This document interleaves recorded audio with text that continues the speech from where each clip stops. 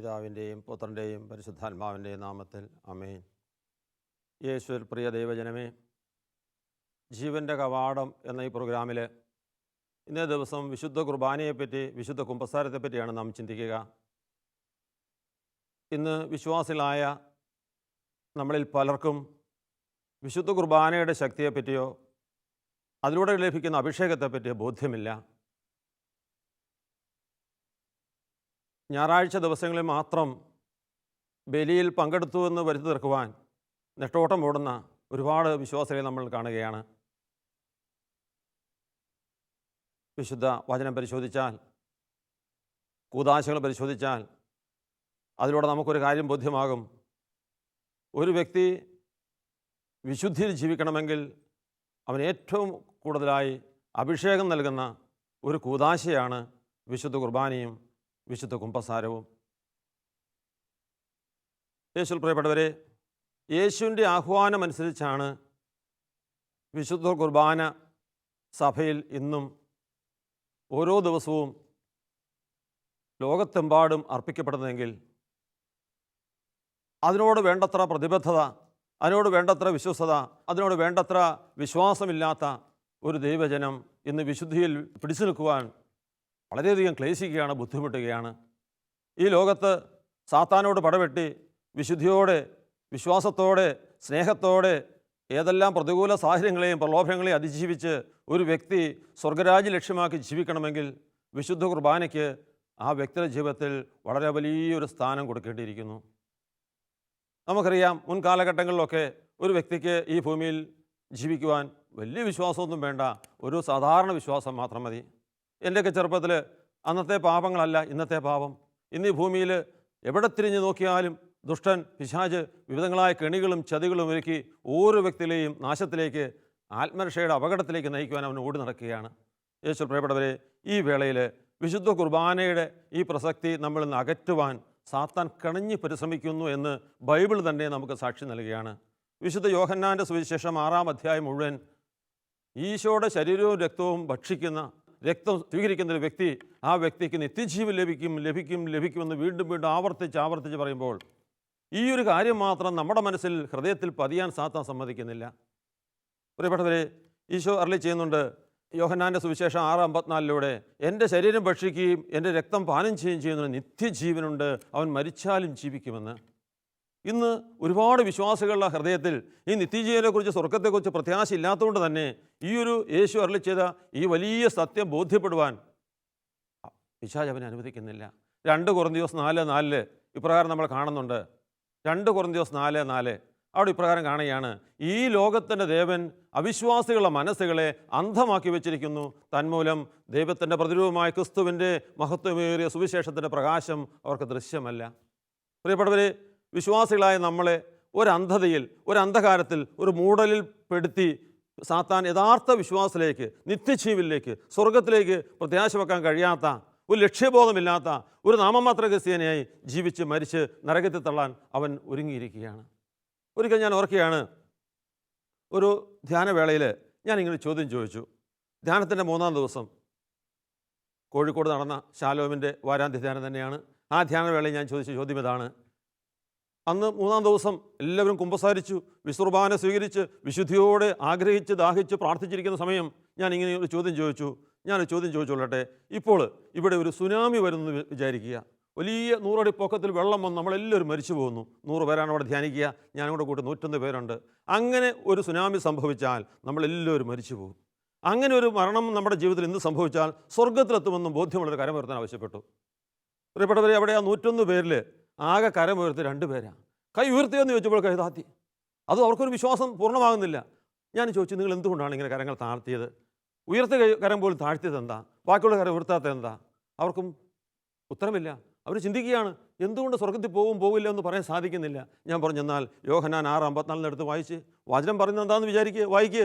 അപ്പോൾ അവർ വായിക്കുകയാണ്, യോഹന്നാൻ 6:54 എൻ്റെ ശരീരം ഭക്ഷിക്കുകയും എൻ്റെ രക്തം പാനം ചെയ്യുന്നതിന് നിത്യജീവനുണ്ട് എന്ന് ദൈവം വാഗ്ദാനം ചെയ്യുക.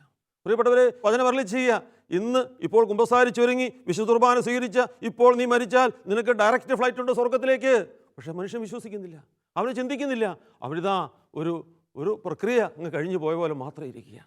പ്രിയപ്പെട്ടവരെ, ഇന്ന് നമ്മൾ ചിന്തിക്കുക, ഈ വചനത്തിൻ്റെ ശക്തി, ഈ വചനത്തിൻ്റെ വെളിച്ചം നമ്മളിൽ നിറഞ്ഞ് ഈ ലോകത്തിൻ്റെ ദേവൻ നമ്മളെ മൂടിയിട്ടെങ്കിൽ അതിൽ നിന്ന് മോചനം നേടി വിശുദ്ധിയോടെ, വിശ്വാസത്തോടെ, വിശുദ്ധ കുർബാനയോട് ഭക്തിയുള്ളവരായി, ബലിയോട് ഭക്തിയുള്ളവരായി, വിശ്വാസപൂർവ്വം ഭക്തിയോടെ സ്വരമുയർത്തി ബലിയിൽ പങ്കെടുത്ത് കുമ്പസാരിച്ച് ഒരുങ്ങി വിശുദ്ധ കുർബാന സ്വീകരിച്ച് ഇന്ന് എൻ്റെ ജീവിതത്തിൽ മരണം വന്നാൽ ഈശോയുടെ ശരീരരക്തം സ്വീകരിച്ച ഞാൻ ഇന്ന് സ്വർഗത്തിലെത്തും എന്ന് പ്രത്യാശയുള്ള ജീവിതമായി മാറുവാൻ ദൈവത്തിൻ്റെ പരിശുദ്ധാത്മാവ് നമ്മളെ സഹായിക്കട്ടെ. പ്രിയപ്പെട്ടവരെ, യഹൂദജനം യേശുവിൻ്റെ വരവിന് മുമ്പ് അവരുടെ പാപത്തിന് പരിഹാരമായി അവർ ചിലപ്പോൾ ചെങ്ങാലിയെ ബലി കഴിച്ചു, ചിലപ്പോൾ അവർ പ്രാവിനെ ബലി കഴിച്ചു, മുട്ടനാടനെ ബലി കഴിച്ചു. അങ്ങനെ രക്തം ചിന്തി ബലി നടത്തി അവരുടെ പാപത്തിന് പരിഹാരം ചെയ്തുകൊണ്ടിരുന്നു. ആ കാലഘട്ടങ്ങളിൽ ഇതൊന്നും മതിയാവില്ലെന്നറിഞ്ഞ ദൈവം തൻ്റെ മകൻ്റെ ഏകജാതൻ്റെ ബലിയിലൂടെ മാനകുലത്തിൻ്റെ പാപത്തിന് പരിഹാരം ചെയ്യാൻ വേണ്ടി ആഗ്രഹിച്ചു. അത് സംഭവിച്ചു ഗാഗുൽത്താ മലയിൽ. യോഹന്നാന്റെ സുവിശേഷം 1:21 പറയാണ്, ഇതാ ലോകത്തിൻ്റെ പാപങ്ങൾ നീക്കുന്ന ദൈവത്തിൻ്റെ കുഞ്ഞാട്. സ്നേഹവാനെ വിളിച്ചു പറഞ്ഞു യേശുവിൻ്റെ വരവ് കണ്ട്, ഇതാ ലോകത്തിൻ്റെ പാപം നീക്കുന്ന ദൈവത്തിൻ്റെ കുഞ്ഞാട്. എന്താ ഈ കുഞ്ഞാടെന്ന് യേശു വിളിക്കാൻ കാരണം? നമ്മളെ ആരെങ്കിലും ആടെന്നോ പശുവെന്നൊക്കെ വിളിച്ച് നമുക്ക് ഇഷ്ടപ്പെടുകയോ? ഇല്ല പ്രിയപ്പെട്ടവരെ. എന്നാൽ യേശുവിനെ അങ്ങനെ വിളിക്കാൻ കാരണമുണ്ട്. ആ കാലം വരെ യഹൂദജനം ആടിനെയും പ്രാവിനെയും അറുത്ത് മനുഷ്യൻ്റെ പാപത്തിന് പരിഹാരം ചെയ്തെങ്കിൽ ഇതൊന്നും മതിയാവില്ലെന്നറിഞ്ഞ ദൈവം തൻ്റെ മകനെ ഏകജാതനെ മുറിയാൻ, രക്തം ചിന്താൻ, ബലിയാകാൻ ഈ ഭൂമിയിലേക്ക് വിട്ടത് തിരിച്ചറിഞ്ഞ പ്രവാചകനതാ വിളിച്ചു പറയുകയാണ്, ഇതാ ലോകത്തിൻ്റെ പാപങ്ങൾ നീക്കുന്ന ദൈവത്തിൻ്റെ കുഞ്ഞാട്. പ്രിയപ്പെട്ടവരെ, അന്ന് യേശു ഗാഗുൽത്തായിൽ 2000 വർഷങ്ങൾക്ക് മുമ്പ് തൻ്റെ ജീവൻ ബോധപൂർവ്വം സമർപ്പിച്ചുകൊണ്ട് കുരിശിൽ പിടഞ്ഞ് മരിച്ചുകൊണ്ട് നമുക്കായി നൽകിയെങ്കിൽ അതിൻ്റെ ആവർത്തനം, അതിൻ്റെ അനുസ്മരണം നമ്മൾ ഓരോ ബലിവേദിയിലും നമ്മൾ അതിൽ പങ്കുകൊണ്ടുകൊണ്ട് ഈശോയുടെ സ്നേഹത്തിൽ നിറയുന്നു, യേശുവിൻ്റെ സൗജന്യ പാപക്ഷമ സ്വീകരിക്കുന്നു, നമ്മൾ വിശുദ്ധിയിലേക്ക് കടന്നു വരുന്നു. ഈ ഒരു വലിയ ബോധ്യത്തിലേക്ക് കടന്നു വരാം. വിശുദ്ധ ലൂക്കായുടെ സുവിശേഷം 22-ാം അധ്യായം 17-ാം വാക്യം 20 വരെയുള്ള വാക്യങ്ങൾ, വിശുദ്ധ കുർബാനയുടെ സ്ഥാപനം, ശരീരവും രക്തവും പാപപ്രതിക്ക് വേണ്ടി ഈശോ ആ ബലി അർപ്പണം.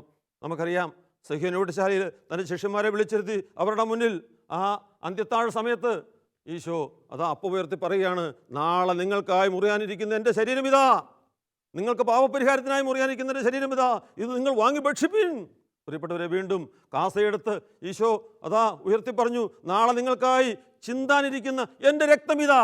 നാളെ ഗാഗുൽത്തായിൽ കുരിശിൽ മുറിയാനിരിക്കുന്നതിൻ്റെ ശരീരം, മുറിയാനിരിക്കുന്നതിൻ്റെ രക്തം, ഇത് നിങ്ങൾ വാങ്ങി സ്വീകരിക്കുവിൻ, നിങ്ങൾക്ക് പാപക്ഷമ ലഭിക്കുവാൻ ഞാനിതാ ബലിയാകുന്നു. പ്രിയപ്പെട്ടവരെ, ഈശോ വീണ്ടും പറഞ്ഞു, എൻ്റെ സ്മരണയ്ക്കായി നിങ്ങൾ എവിടെ കൂടിയാൽ ഇത് ആവർത്തിക്കുവിൻ. ആ ഒരു വിശുദ്ധ കുർബാനയുടെ സ്ഥാപനത്തിലൂടെ ദൈവം നമുക്കെന്ന വലിയ സൗഭാഗ്യമല്ലേ ഓരോ വിശുദ്ധ കുർബാനയും. അത് നിത്യജീവനിലേക്ക്, സ്വർഗത്തിലേക്ക് നമ്മളെ നയിക്കുന്ന വഴി അത് മാത്രമല്ലേ എന്നൊരു ചിന്തയോട് കൂടിയാണോ ഞാനും നിങ്ങളും ബലിയിൽ പങ്കെടുക്കുന്നത്? കുർബാന കാണുകയാണ്. നമ്മളിൽ പലരും കുർബാന കാണുക സാധ്യമല്ല പ്രിയപ്പെട്ടവരെ. ടി വി കാണാം, ഡാൻസ് കാണാം, മറ്റു പലതും കാണാം. ബലി അർപ്പിക്കണം. നമ്മൾ ബലി അർപ്പിക്കാനായിട്ടാണ് കടന്നു പോവുക. ആ ബലി അർപ്പണ വേളയിൽ വേണ്ടത്ര ഭക്തി ബഹുമാനത്തോടെ നമ്മുടെ ഹൃദയങ്ങളെ വിശുദ്ധീകരിച്ചുകൊണ്ട് ആ ബലിയിൽ പങ്കെടുത്തുകൊണ്ട് വീണ്ടും വീണ്ടും വീണ്ടും പാപമോചനം സ്വീകരിച്ചുകൊണ്ട് ഒരു വിശുദ്ധനാകാൻ, ഒരു വിശുദ്ധിയാകാൻ ദൈവം തരുന്ന അവസരത്തെ വേണ്ടപൂർവ്വം നമ്മൾ വേണ്ടതുപോലെ ആലോചിച്ച് വിശ്വാസത്തോടെ അത് ഉൾക്കൊള്ളുവാനും സ്വീകരിക്കുവാനും നമ്മുടെ മക്കൾക്കത് പറഞ്ഞു കൊടുക്കുവാനും ഇന്ന് നമ്മൾ തയ്യാറാകുന്നുണ്ടോ എന്ന് നമുക്ക് പരിശോധിക്കാം. പ്രിയപ്പെട്ടവരെ, നമ്മളൊന്ന് ശ്രദ്ധിച്ച് ബലിയിൽ പങ്കെടുത്താൽ ഒരു വലിയ രഹസ്യം മനസ്സിലാകും. സഭ നമുക്ക് തരുന്ന ഈ ഔദ്യോഗികമായ ബലിയർപ്പണത്തിൽ ഓരോ കുർബാനയിലും 10 പ്രാവശ്യമാണ് സിറോ മലബാർ സഭയുടെ കുർബാനയിൽ സ്വർഗത്തിന് വേണ്ടി നമ്മളെ സഭ ഒരുക്കുന്നത്. ആരും ശ്രദ്ധിക്കാറില്ല. എല്ലാവരും ഇതാ കുർബാന ബലിയിൽ പങ്കെടുക്കുന്നുണ്ട്. അതിൽ പറയുന്ന ഓരോ വാക്കുകളും നമ്മുടെ ഹൃദയത്തിൽ തട്ടി സ്വീകരിച്ചാൽ നമുക്ക് ബോധ്യപ്പെടും. ബലിയിലൂടെ ദൈവം നമുക്ക് തരുന്ന വാഗ്ദാനം, സഭയിലൂടെ കുർബാനയിലൂടെ ദൈവം നമുക്ക് തരുന്ന ആശ്വാസം. ഓരോ വിശുദ്ധ ബലിയിലും 10 പ്രാവശ്യം സ്വർഗത്തിന് വേണ്ടി, നിത്യരക്ഷയ്ക്ക് വേണ്ടി, നിത്യജീവന് വേണ്ടി ഒരുങ്ങുന്നു. മരിച്ചവർക്ക് വേണ്ടിയുള്ള കുർബാനയാണെങ്കിലോ അത് 17 പ്രാവശ്യമാണ് സ്വർഗത്തിന് വേണ്ടി ഒരുങ്ങുക. 17 പ്രാവശ്യമാണ് സ്വർഗത്തിന് വേണ്ടി ആവർത്തിച്ച് പ്രാർത്ഥിക്കുക. പ്രിയപ്പെട്ടവരെ, ഈ ഒരു കാര്യം ഇതൊന്ന് ഉൾക്കൊണ്ട് കഴിഞ്ഞാൽ ഈ വിശുദ്ധ കുർബാനയുള്ള നമ്മുടെ മനോഭാവം മാറും. ഇന്ന് നമ്മളിൽ പലരും കുർബാനയൊക്കെ തുടങ്ങി 5 മിനിറ്റ് കഴിഞ്ഞ് കുർബാനയ്ക്ക് എത്തുന്നവരാണെങ്കിൽ, പ്രിയപ്പെട്ടവരെ, ഈ നിത്യജീവനെക്കുറിച്ച് ഒരു ബോധ്യം കിട്ടിയാൽ, സ്വർഗത്തെക്കുറിച്ച് പ്രത്യാശ ലഭിച്ചാൽ, ഈ ഓരോ ബലിയർപ്പണവും ഓരോ ദിവസവും ഏത് വിധത്തിലും ബലിയിൽ പങ്കെടുക്കുക ആ വ്യക്തിയുടെ ജീവിതത്തിലെ ഒരു അവിഭാജ്യ പ്രവർത്തനമായി മാറും. ഞാൻ ശ്രദ്ധിച്ചിട്ടുണ്ട്, സ്വർഗരാജ്യത്തെക്കുറിച്ച്, നിത്യജീവനെക്കുറിച്ച്, മരണാനന്തര ജീവിതത്തെക്കുറിച്ച് ഒരു വ്യക്തിയുടെ ജീവിതത്തിൽ പ്രത്യാശ വന്നു കഴിഞ്ഞാൽ ആരും പറയാതെ തന്നെ അവന് വിശുദ്ധ കുർബാനയോടുള്ള ഭക്തി വർദ്ധിക്കുന്നു. തന്നെയുമല്ല, അവന് ബലിയർപ്പണത്തിൽ പങ്കെടുക്കുന്ന കണ്ടാൽ തന്നെ അറിയാം അവന് സ്വർഗത്തെക്കുറിച്ച് പ്രത്യാശയുള്ളവനാണ്. അവന് ആ കുർബാനയ്ക്ക് ഒരു 5 മിനിറ്റ് മുന്നേ വരുന്നു. അവനതാ പ്രാർത്ഥിച്ചൊരുങ്ങി ബലിയിൽ പങ്കെടുക്കുന്നു. കരങ്ങൾ കൂപ്പി ആ കുർബാനയിൽ ഭക്തിപൂർവ്വം സ്വരമുയർത്തി പ്രാർത്ഥിച്ചുകൊണ്ട് പങ്കെടുക്കുന്നു. അവനത് ലയിക്കുന്നു. ഓരോ വചനവും ഓരോ വാക്കുകളും അവൻ ഹൃദയത്തിൽ സ്വീകരിക്കുന്നു. തന്നെയുമല്ല, അവൻ ഭയഭക്തി ബഹുമാനത്തോടെ ഈശോയുടെ ശരീരവും രക്തവും അതാ യഥാർത്ഥത്തിൽ ആ തിരുവോസിൽ യേശു ഉണ്ടെന്നുള്ള ബോധ്യത്തോടെ ആ ഈശോയുടെ ശരീരവും രക്തവും ഹൃദയത്തിൽ സ്വീകരിച്ച് കൈകൾ കൂപ്പി ഈശോ എൻ്റെ ഉള്ളിലുണ്ട്, ഞാനൊരു സക്രായിയാണ് എന്ന ബോധ്യത്തോടെ അവൻ പോയി മുട്ടിൽ നിന്ന് പ്രാർത്ഥിക്കുക. മുട്ടിൽ നിന്ന് പ്രാർത്ഥിക്കുക. നമുക്കിന്ന് വിശുദ്ധരുടെ ജീവിതത്തിൽ പരിശോധിച്ചാൽ ഒരു കാര്യം ബോധ്യപ്പെടും.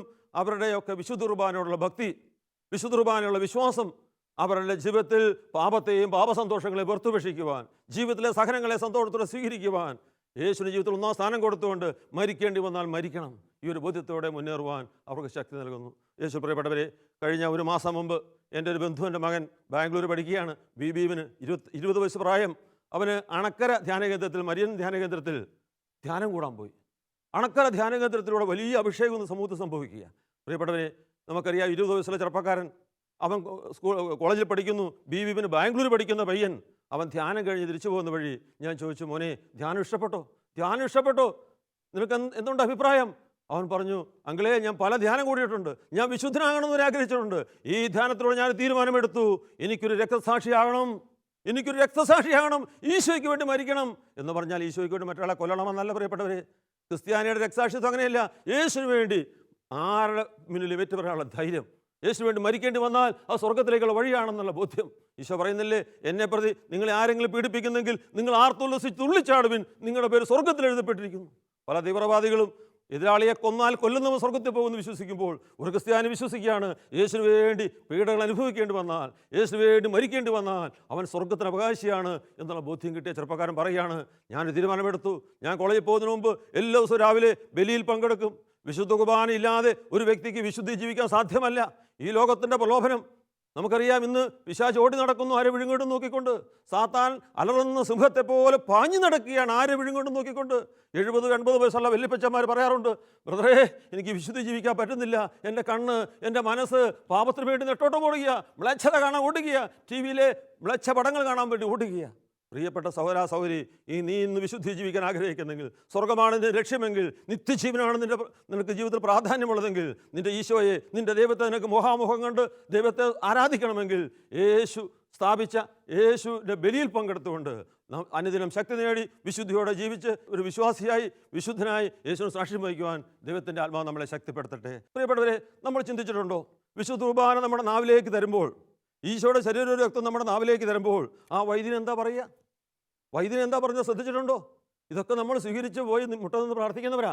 പക്ഷേ ആ വൈദികൻ നമ്മുടെ നാവിലേക്ക് തരുമ്പോൾ യേശു 2000 വർഷങ്ങൾക്ക് മുമ്പ് ആശംസിച്ച അതേ വാഗ്ദാനമാണ് ഇന്നും ഈശോയുടെ ശരീരവും രക്തവും നമ്മുടെ നാവിലേക്ക് തരുമ്പോൾ വൈദികൻ പറഞ്ഞത്. ഈ ഈശോയുടെ തിരുശരീരവും രക്തവും നിന്റെ പാപക്ഷമയ്ക്കും നിത്യജീവനും കാരണമാകട്ടെ. നിത്യമായ ജീവിതം എവിടെയാണ് പ്രിയപ്പെട്ടവരെ? ഈ കേരളത്തിലാണോ, ഈ ഭാരതത്തിലാണോ, ഈ ഭൂമിയിലാണോ? അല്ല, ഒരിക്കലുമല്ല. ഈശോയോടൊപ്പം സ്വർഗത്തിലുള്ള നിത്യമായ ജീവിതം, അത് പ്രത്യാശ തരുന്ന ജീവിതമാണ്. ആ ബോധ്യം ലഭിച്ചു കഴിയുമ്പോൾ ഈശോ അന്ന് 2000 വർഷങ്ങൾക്ക് മുമ്പ് അപ്പമുയർത്തി രക്തമുയർത്തി പറഞ്ഞ അതേ വാക്കുകൾ അതാ വൈദികൻ നമ്മുടെ നാവിലേക്ക് ഈശോയുടെ ശരീരവും രക്തവും നൽകി ഈശോ പറഞ്ഞ വാക്കുകളാണ് ആശംസിക്കുന്നത്. ആ ഒരു ബോധ്യത്തോടെ ബലിയിൽ പങ്കെടുക്കാൻ, ആ ഒരു സ്നേഹത്തോടെ ബലിയിൽ പങ്കെടുക്കാൻ, എൻ്റെ ഈശോ, എന്നെ സ്നേഹിക്കുന്ന ഈശോ, എനിക്ക് ഈ ഭൂമിയിൽ വേണ്ടതെല്ലാം നൽകി ഈശോ, എനിക്ക് വേണ്ടി കുരിശിൽ പിടഞ്ഞു മരിച്ച ഈശോ, എനിക്ക് തരുന്ന വിശുദ്ധി, വിശ്വാസം, സ്നേഹം, പരസ്നേഹം, ഇവരെല്ലാം ആഴത്തിൽ വളർന്നുകൊണ്ട് വിശുദ്ധ ജീവൻ നയിക്കാൻ, പ്രലോഭനങ്ങളെ അതിജീവിക്കാനുള്ള ശക്തി നൽകുന്ന ആ വിശുദ്ധ കുർബാനയിൽ ഭക്തിയോടെ പങ്കെടുക്കാൻ വേണ്ടി നമുക്ക് തയ്യാറാകാം. നമുക്കറിയാം, ഒരു ഹോസ്പിറ്റലിൽ നമ്മുടെ കുട്ടിയെ കൊണ്ട് ഹോസ്പിറ്റലിൽ ചെല്ലുന്നു, പനി, ഡോക്ടർ പനി നോക്കി പനി പോകാൻ വേണ്ടി ഫിപ്പാനിലോ ക്രോസിനോ സിറപ്പ് വായിലേക്ക് ഒഴിക്കുക. എന്നിട്ട് ആ ഡോക്ടർ പറയുക, പനി പോക്കോളം നിങ്ങൾ കൊണ്ടുപോക്കോ കുട്ടിയെ, ഇതാ ഈ ഫിപ്പാനിൽ അല്ലെങ്കിൽ റോസ് സിറപ്പ് കഴിച്ച വഴി നിങ്ങളുടെ കൊച്ചിൻ്റെ പനി പോകുമെന്ന് ഡോക്ടർ ആശംസിക്കുമ്പോൾ നമ്മൾ വിശ്വസിക്കുന്നവരാ, നമ്മൾ മനുഷ്യർ വിശ്വസിക്കുന്നവരാ. പക്ഷേ ദൈവം തമ്പുരാൻ്റെ ആശംസ എന്താ? എൻ്റെ ശരീരം, എൻ്റെ രക്തം നീ ഭക്ഷിച്ചാൽ നീ നിത്യജീവനുണ്ട്, നീ സ്വർഗത്തിന് അവകാശിയാ, നീ വിശുദ്ധനാകുമെന്നുള്ള ഈശോയുടെ വാഗ്ദാനം, ദൈവത്തിൻ്റെ വാഗ്ദാനം ഞാനും നീ സ്വീകരിക്കുന്നവരാണോ? നീ ബോധ്യത്തോടെയാണോ കുർബാന സ്വീകരിക്കുന്നത്? പ്രിയപ്പെട്ടവരെ, നാളെ മുതൽ, ഇന്നു മുതൽ അല്ല, നമ്മൾ വിശുദ്ധ അടുത്ത കുർബാനയിൽ പങ്കെടുക്കുമ്പോൾ ആ ബലിയിൽ സജീവമായി പങ്കെടുക്കാൻ, ആ ബലിയിൽ വളരെ ഭക്തിയോടെ പങ്കെടുക്കാൻ, വിശുദ്ധിയോടെ പങ്കെടുക്കാൻ പാപങ്ങളുണ്ടെങ്കിൽ അനുദപിച്ച് നല്ലൊരു കുമ്പസാരം നടത്തി വിശുദ്ധിയോടെ പങ്കെടുക്കാൻ ഞാൻ നിങ്ങൾ തയ്യാറാകുമ്പോൾ പ്രിയപ്പെട്ടവരെ, നമ്മുടെ ജീവിതത്തിൽ ബലിയർപ്പണം വലിയൊരു അത്ഭുതമായി മാറും, അടയാളമായി മാറും, സൗഖ്യമായി മാറും. ഞാൻ ഓർക്കുകയാണ് 1992 ഡിവൈൻ ധ്യാന കേന്ദ്രത്തിൽ 500ഓളം അച്ഛൻ വൈദ്യർക്കുള്ള ധ്യാനം. ബഹുമാനപ്പെട്ട ജോർജ് മനക്കളച്ചൻ എന്നോട് പറഞ്ഞു, സപ്പച്ചൻ ബ്രദറെ, നിങ്ങൾ ആ ബാർ എങ്ങനെ അടച്ചു എന്നൊന്ന് പറയാൻ ഇങ്ങോട്ട് വരാമോ? നിങ്ങൾ ആ ബാർ അടച്ചു എങ്ങനെയെന്ന് പറയാൻ. ഈ അച്ഛന്മാരുടെ ധ്യാനത്തിൽ ഒരു അൽമേനിയായി ഞാൻ മാത്രമേ സാക്ഷ്യം പറയാനുള്ളൂ.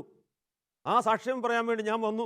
പ്രിയപ്പെട്ടവരെ, എൻ്റെ ഒരു അനുഭവം ഞാൻ പറയുകയാണ്. 500ഓളം അച്ഛന്മാർ, ഒരു പിതാവ്, ഇവർ എല്ലാവരും കൂടി ധ്യാനത്തിന് 3-ാം ദിവസം ഈ 500ഓളം അച്ഛന്മാർ കുമ്പസാരിച്ചൊരുങ്ങി ആ പരിശുദ്ധ പിതാവിനോടൊപ്പം എല്ലാവരും ബലിയർപ്പിക്കുക.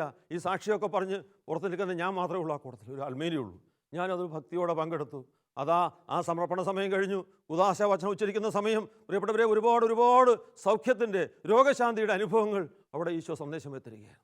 എനിക്ക് മനസ്സിലായില്ല. ഞാനന്ന് ധ്യാനത്തിലേക്ക് വന്നതേ ഉള്ളൂ. എൻ്റെ കൈക്ക് വേദനെടുക്കുന്നു, തലയ്ക്ക് വേദനെടുക്കുന്നു, ചങ്കിന് വേദന, എനിക്ക് വല്ലാത്ത അസ്വസ്ഥത. ഞാനതാ യേശുവേ എന്ന് ഞാനറിയെ വിളിച്ചുപോയി. ഇതെല്ലാം എനിക്കാണോ എന്ന് ഞാൻ ഓർക്കുന്നത്. അതിനുശേഷം ഭക്ഷണ സമയത്ത് അച്ഛനോട് പനക്കിളച്ചോടും ചോദിച്ചു, അച്ഛാ, ഇതാ ആ കുർബാന സമയത്ത്, ബലിയർപ്പണ സമയത്ത് എൻ്റെ ശരീരത്തിൽ ഇങ്ങനെ ഒരുപാട് സൂചി കൊള്ളുന്ന അനുഭവം അച്ഛാ, ചങ്കിനും തലയിലും കയ്യിലും കാലിലുമെല്ലാം. അച്ഛാ, എനിക്ക് വേണ്ടി പ്രാർത്ഥിക്കണം. അപ്പോൾ അച്ഛനോട് ചോദിച്ചു, സബജ് ബ്രദറെ, അന്നേരം എന്ത് ചെയ്തു? ഞാൻ പറഞ്ഞു, യേശു എന്ന് വിളിച്ചു. അത് മതി. പ്രിയപ്പെട്ടവരെ, അത്രയും അച്ഛന്മാർ ഒത്തൊരുമിച്ച് വിശുദ്ധിയോടെ ബലിയർപ്പിച്ചപ്പോൾ അവിടെ വലിയ രോഗശാന്തി, വലിയ അത്ഭുതങ്ങൾ, വലിയ സൗഖ്യങ്ങൾ നടക്കുകയായിരുന്നു. അതിനുവേണ്ടി പ്രാർത്ഥിക്കാൻ വേണ്ടി ദൈവം തന്ന അടയാളമാണ് എന്നാണ് ബഹുമാനപ്പെട്ട പനക്കിളച്ചൻ പറഞ്ഞത്. പ്രിയ സഹോദരാ സഹോദരി, ഇന്ന് ലോകത്ത് ഏറ്റവും വലിയ അത്ഭുതം നടക്കുന്നത്, ഇന്ന് ലോകത്ത് നടക്കുന്ന ഏറ്റവും വലിയ പ്രാർത്ഥന, ഏറ്റവും വലിയ ധ്യാനം, ഏറ്റവും വലിയ സൗഖ്യം ഇതാ ബലിയിലാണ്. അത് യേശുവിൻ്റെ ബലിയിലാണ്. 2000 വർഷങ്ങൾക്ക് മുമ്പ് ഗാഗുൽത്തായിൽ അർപ്പിക്കേണ്ട ബലി ഇന്നും നമ്മുടെ ദേവാലയങ്ങളിൽ അർപ്പിക്കപ്പെടുമ്പോൾ നമുക്ക് ഓടിച്ചെല്ലാം, ഒത്തൊരുമിക്കാം. അത് ഞായറാഴ്ചയ്ക്ക് വേണ്ടി നോക്കിയിരിക്കേണ്ട. നമ്മൾക്ക് കഴിയുന്നത്ര എല്ലാ ദിവസവും തന്നെ നമ്മൾ ജീവിത പങ്കാളി, മക്കൾ ഒത്തൊരുമിച്ച് വിശുദ്ധിയോടെ ബലിയിൽ പങ്കെടുത്താൽ ദൈവത്തിൻ്റെ പരിശുദ്ധാത്മാവ് വലിയ ആഴങ്ങളിലേക്ക്, വലിയ വിശ്വാസത്തിൻ്റെ ഉന്നതങ്ങളിലേക്ക്, നിത്യജീവനിലേക്ക്, സ്വർഗത്തിലേക്ക് നയിക്കുന്ന, ക്ഷമിക്കുന്ന, സ്നേഹം കൊണ്ട് നിറയ്ക്കുന്ന, എല്ലാവരും സ്നേഹിക്കാനുള്ള ശക്തി ലഭിക്കുന്ന വചനത്താൽ, അഭിഷേകത്താൽ നമ്മളെ നിറയ്ക്കും. പ്രിയപ്പെട്ടവരെ, അതുപോലെ തന്നെ വളരെ പ്രധാനപ്പെട്ടതാണ് വിശുദ്ധ കുമ്പസാരം. ഈശോ സ്ഥാപിച്ച ഈ കുദാശകളിൽ ഞാൻ പറയും 3 പ്രാവശ്യം ആവർത്തിച്ച് സന്ദേശം നൽകിയ, സ്ഥാപിച്ച ഒരു കുർബാന എന്ന് വേണം, ഒരു കുദാശ എന്ന് വേണം വിശുദ്ധ കുമ്പസാരത്തെ പറ്റി പറയാൻ. പലരും കുമ്പസാരമൊന്നും വേണ്ട, ദൈവത്തോട് നേരിട്ട് പറഞ്ഞാൽ മതി, നല്ലത് തന്നെ. പ്രിയപ്പെട്ടവരെ, പക്ഷേ യേശുവിൻ്റെ വചനം നമ്മളത് മറക്കരുതേ. യേശു അരുളി ചെയ്ത വചനം നമ്മളോട് ഇന്ന് സംസാരിക്കുകയാണ്. വിശുദ്ധ മത്തായിയുടെ സുവിശേഷം 16-13 ഈശോ ഇതാ 3 വർഷം വേദപാഠം പഠിപ്പിച്ചതിന് ശേഷം തൻ്റെ ശിഷ്യന്മാരെ വിളിച്ചിരുത്തി അവരോട് ചില ക്വസ്റ്റ്യൻ ചോദിക്കുക. അവരോട് ചോദിക്കുക, നിങ്ങൾ എത്രമാത്രം വേദപാഠം പഠിച്ചു? ഞാൻ ആരാണെന്നാണ് നാട്ടുകാരൊക്കെ പറയുന്നത്? അവർ പല ഉത്തരം കൊടുത്തു, വ്യക്തമായ ഉത്തരം കൊടുത്തില്ല. അതിനുശേഷം അവരോട് ചോദിക്കുക, നിങ്ങളെന്നാൽ എൻ്റെ കൂടെ 3 വർഷമുണ്ടല്ലോ, ഞാൻ ആരാണെന്നാണ് നിങ്ങൾ പറയുന്നത്? പ്രിയപ്പെട്ടവരെ, അതാ 11 പേരും മിണ്ടുന്നില്ല. 12-ാമൻ പത്രോസ് എഴുന്നേറ്റ് പറഞ്ഞു, നീ ജീവനുള്ള ദൈവത്തിൻ്റെ പുത്രനായ ക്രിസ്തുവാണ്. നീ ജീവനുള്ള ദൈവത്തിൻ്റെ പുത്രനായ ക്രിസ്തുവാണ്. അപ്പോൾ യേശു പറഞ്ഞ വാക്യം, പത്രോസേ നീ ഭാഗ്യവാൻ, പത്രോസേ നീ ഭാഗ്യവാൻ. അതിനുശേഷം വീണ്ടും ഈശോ വചനത്തിൻ്റെ താഴ്ഭാഗത്ത് പറയാണ്, 16-19 പറയാണ്, സ്വർഗത്തിൻ്റെ താക്കോൽ പത്രോസേ ഞാൻ നിന്നെ നൽകുന്നു. നീ ഈ ഭൂമിയിൽ നീ ഈ ഭൂമിയിൽ കെട്ടുന്നതെല്ലാം സ്വർഗത്തിലും കെട്ടപ്പെടും, നീ ഈ ഭൂമിയിൽ അഴിക്കുന്നതെല്ലാം സ്വർഗത്തിലും അഴിക്കപ്പെടും.